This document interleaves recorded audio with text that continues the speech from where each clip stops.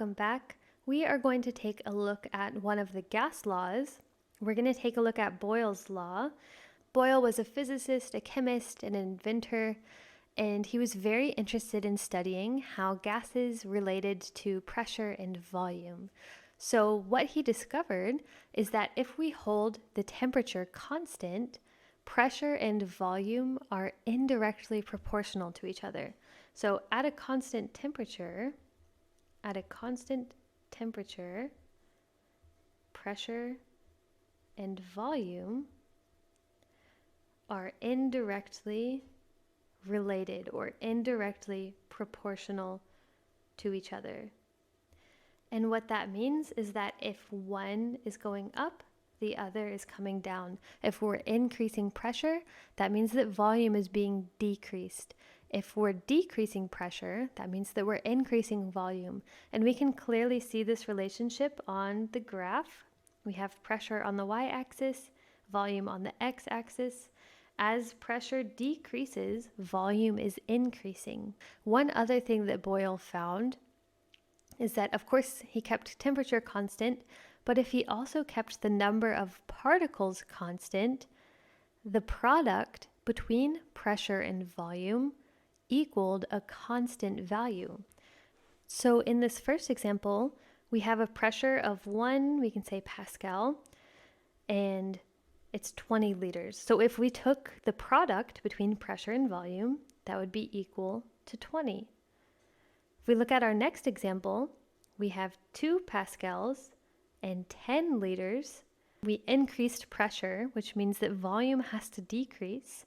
If we take the product of our pressure and volume, that's also equal to 20. For our last example, we increased pressure up to 4 pascals, which means that our volume decreased down to 5 liters. And if we find the product between pressure and volume, it's still equal to 20. So if we keep temperature constant and the number of particles constant, the product between pressure and volume should be equal to a constant. And because of that, we can introduce an equation. It's Boyle's Law, and it's P1V1 equals P2V2. If we're keeping the number of particles constant and temperature constant, pressure and volume, when multiplied together, should be equal to the same number. It's held constant. So if we said that this scenario was P1V1 and this scenario was P2V2, both sides of our equation would be equal to 20. And Boyle found this to be true every time he kept temperature and the number of particles constant. So this is a formula we can use anytime temperature is held constant and the number of particles is held constant. P1 would be the initial situation, initial values that are given, and P2 would be after some sort of change has happened. So let's try an example just using this equation. What's nice is that if we're given any 3 of these variables, P1, V1, P2, or V2, we can easily solve for the other. So for example, if I wanted to solve for V2, I can rearrange my formula so that it's P1, V1 over P2 equals V2. So let's try an example. Let's say that we had a sample of helium in a 1 liter container, and the pressure at that volume is 0.988 atmospheres.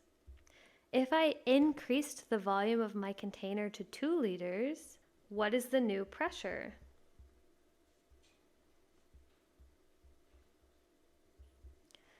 We can easily solve this problem. First thing, I'm going to write out my law. P1V1 equals P2V2. And I'm going to write what I know. I know that my V1 is 1.00 liters. My P1 is 0.988 atmospheres. And I know my V2 is equal to 2 liters. So I can rearrange my formula to solve for P2 because that's what I'm looking for. So P2 is equal to P1V1 over V2. So I should have 1.00 liters times 0.988 atmospheres over 2.00 liters. And my unit of liters should cancel out so that I'm left with atmospheres, which is the unit that I'm looking for. So I have 1 times 0.988 divided by 2, which equals 0.494 atmospheres is my pressure 2. So Boyle's law is really easy to work with. If we're given 3 of our variables, we can solve for the missing variable very easily just by rearranging our formula. If you want to learn more about other gas laws, make sure and check out my channel. I hope this was helpful. Thank you so much for stopping by.